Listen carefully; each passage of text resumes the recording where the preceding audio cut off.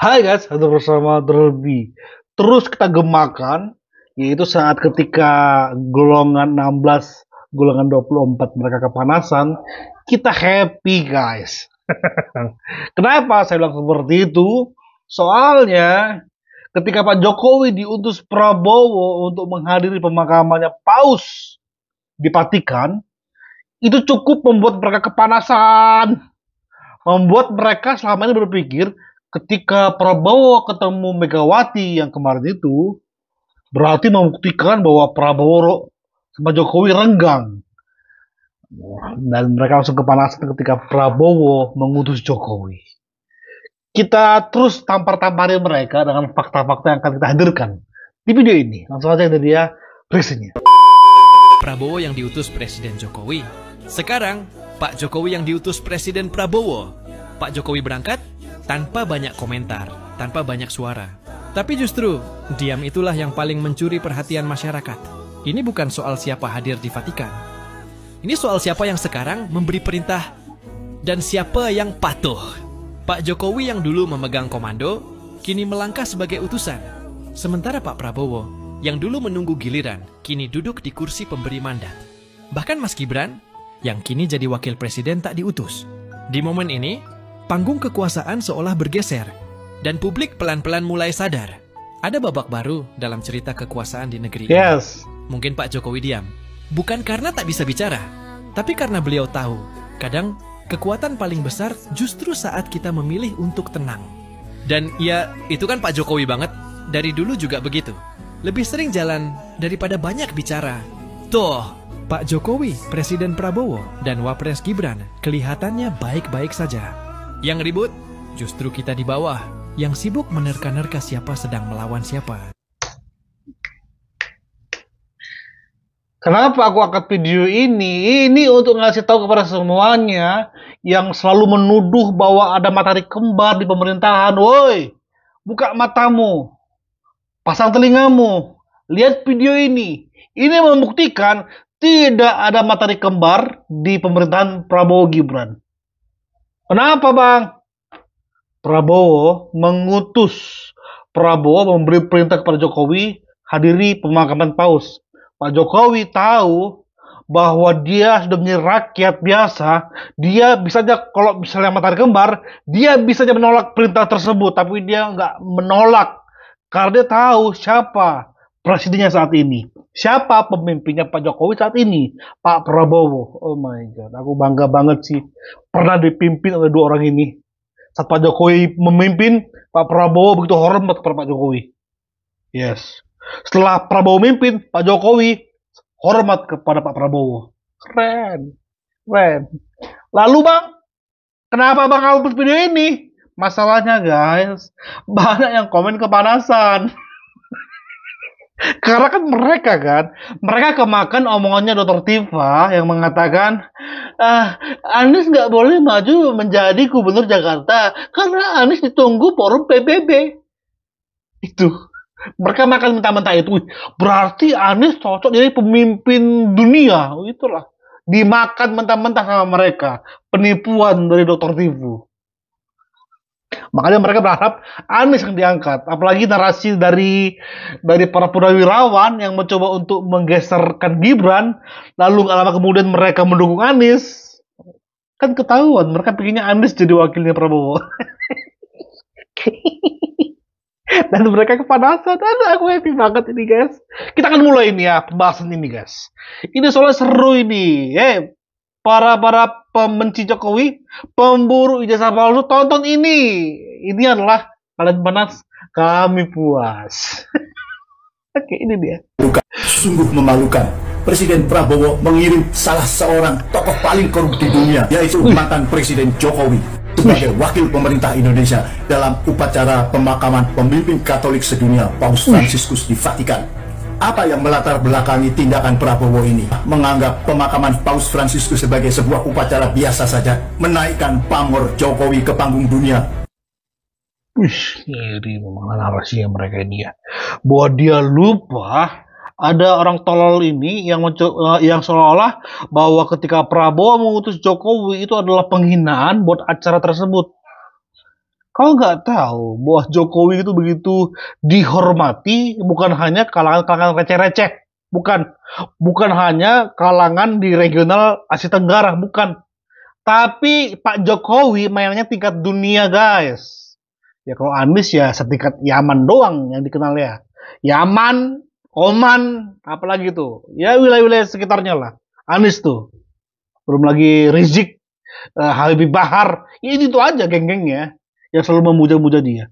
Tapi ketika dia ngomong ini memalukan, ini keterlaluan yang luar biasa menurut saya. Makanya buat bapak, buat anak-anak abah yang lainnya, lihat video ini. Lihat ini. Mereka celingak-celinguk nunggu siapa ya?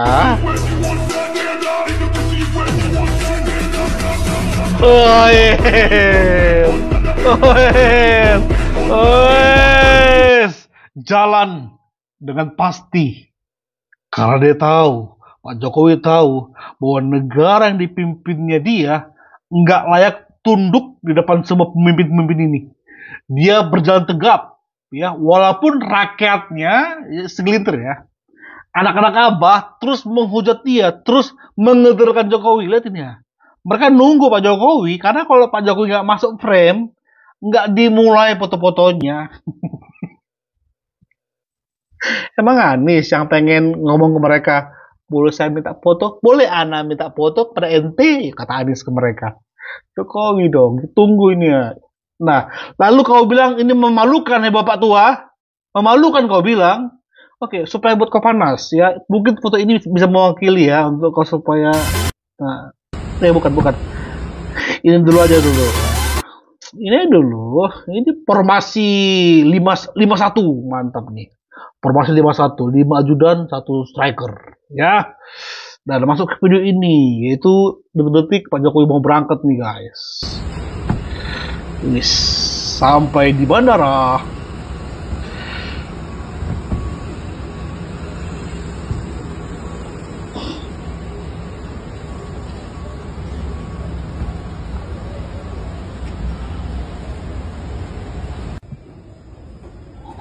Asik, santai dulu bisa kali.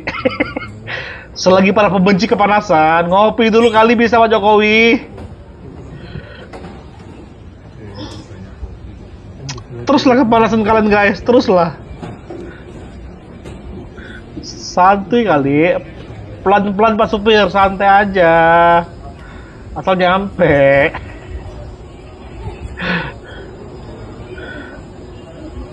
Santuy aja Pak Jokowi.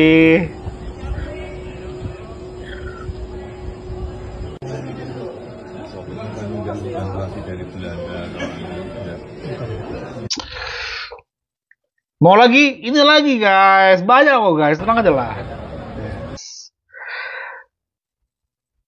Presiden, jabatan presiden sudah mungkin sudah lepas. Sudah tidak ada lagi di pundaknya. Tapi pencinta Pak Jokowi terus mengerubuni dia. Lihat nih. Nggak percaya kalian? I'm Frank dari Paris. Boleh loh foto sama Pak Jokowi loh. Mau apa kalian?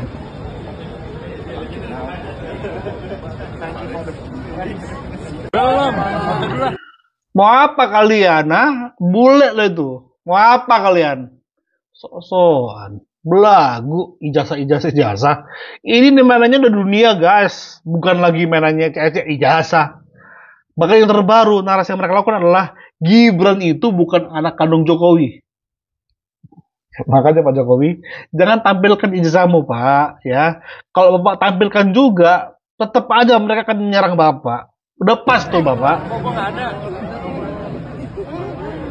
Ya di mana Pak? Mau foto Pak? Belum mau foto Pak? Pak, mau ke foto Pak. Bikin piye dong? Bikin piye? Itu bareng. Yuk, Banyak ya. Kalau aku cepet-cepet nih, hah? Wah. Banyak yang ngantri. Emang abah harus ke masjid dulu yang dipastikan bahwa itu adalah pentolan nyaman, baru dia datang karena dia tahu ketika dia datang dia akan minta foto bareng. Kalau ya saya warga Jakarta soalnya. Berapa kali dia terjun langsung ke lapangan, misalnya ngecek banjir, ngecek kemacetan, nggak ada yang minta foto. Bahkan tiba-tiba, teman-teman tahu kan, waktu itu, tiba-tiba ada yang sosok nangis, padahal itu adalah acting. Ada kameramen di belakang gitu. Gila. Maaf ya, eh, pemimpin kita, lo mungkin Abah, gue Jokowi Prabowo, kita beda level, bos. Aduh, pas kalian ini disambut lo, nyampe ke Roma kan.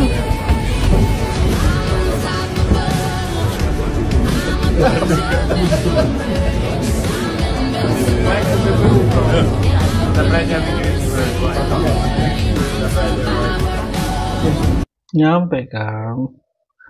Ya kalau Jokowi naik nyampe ya OTW lah, OTW ke hotel lah, naik kereta. kereta tiba-tiba dikenali warga Italia. Warga Minta difotoin Itali guys. ajudannya Kompol Syarif. Warga Itali lagi dia.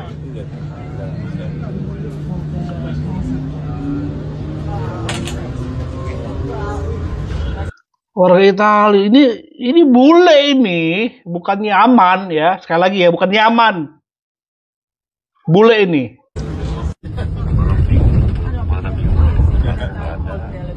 Nah, akhirnya mereka sampai di hotel. Sampai di penginapan. Pak De, bisa dulu istirahat kali Pak De. Rehatkan badan Pak De yang capek selama ini. Istirahat dulu Pak De ya. Biarkan para pembenci gimana Bang? Bodoh amat sama mereka. Ya, oke. Setelah Pak Jokowi beristirahat sebentar, break sebentar, dia langsung OTW ya bersama tim.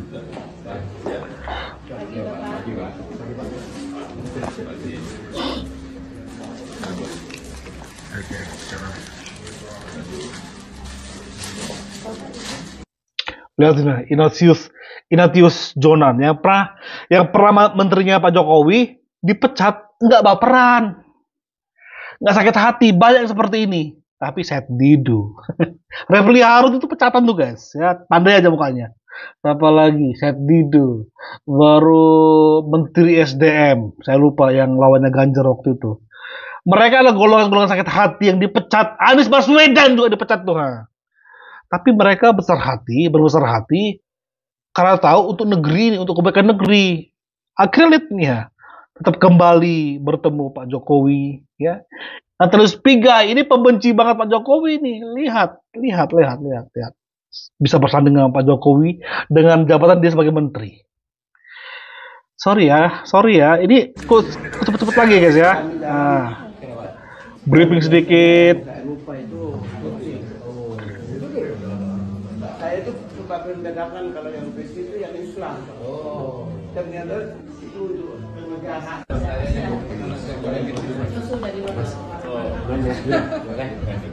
Oh iya. Lihat nih ya. Udah kayak di film-film Hollywood ini guys.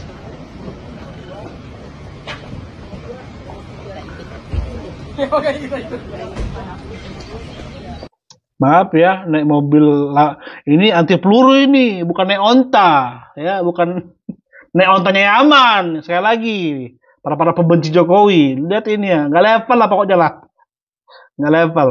Lihatnya.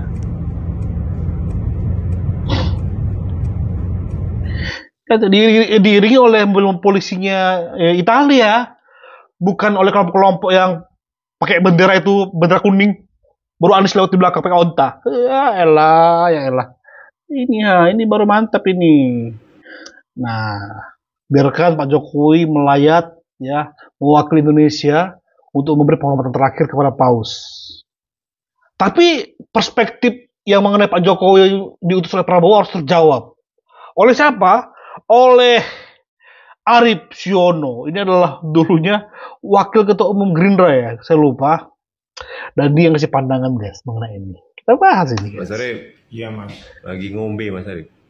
Minum aqua. Oh, Mas Arief, Ya. ini menjelang Lebaran ini, gimana menurut Mas Arief ya apa namanya politik menjelang Lebaran ini, ekonominya, terus kemarin peluncuran grup dan antara dan penilaian pada Jokowi. kepada Pak Jokowi. Gimana Mas?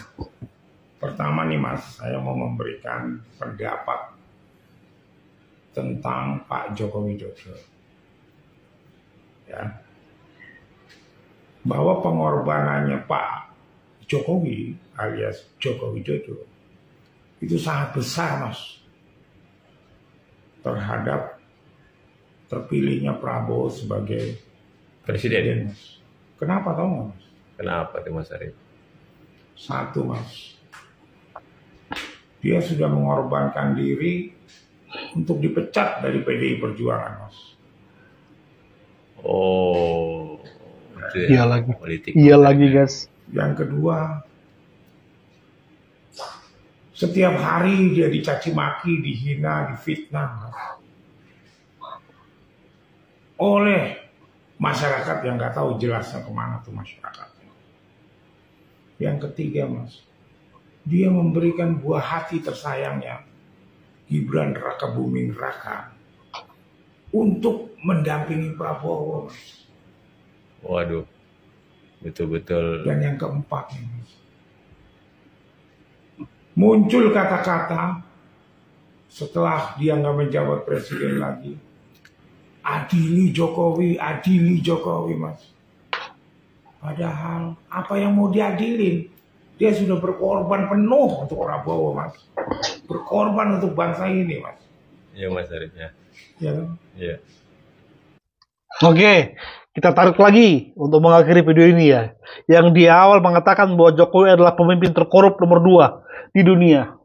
Simple aja. Simple aja. Ya. Kalau SBY kemarin di tahun 2014, partainya dilanda oleh penangkapan bertubi-tubi kader Partai Demokrat dalam hal korupsi ya. Bahkan dugaannya adalah itu semua dialirkan di Munas Demokrat waktu itu. Gampang eksekusinya karena ada dugaan aliran dana masuk. Nah, kalau nomor 2 berarti seharusnya lebih daripada zaman SBY. Kok nggak ketemu? Kok nggak ada? Makanya jangan tolol jadi orang untuk menerjemahkan informasi. Betul tuh. CCRP mengatakan bahwa Jokowi pemimpin terkorup nomor 2 di dunia. Dimakan mentah-mentah. Ketika kita cross check lagi itu nol besar. Makanya aku bilang, ya kalau orang tolol ya tolol saja. Tapi ya tolong jangan menganggap kami itu orang tolol yang berada di barisan penjilat penguasa, bukan. Bukan, simpel lagi nih ya buat kalian semua yang menganggap kaum 58% itu kaum yang tolol, bukan. Kalau kami tolol, kami nggak mungkin memenangkan Prabowo Gibran. Kalau kalian cerdas, jenius, nggak mungkin Gibran kalah, Anies kalah. Sesimpel itu aja maknanya. Ya, nggak mungkin dong orang tolol nih dalam segala gerakan di media sosial bisa memenangkan Prabowo Gibran. Nggak mungkin. Tolol kok. Tapi karena kami cerdas, kalian tolol, makanya kami menang. Sesimpel itu aja. Thank you guys. Bye-bye.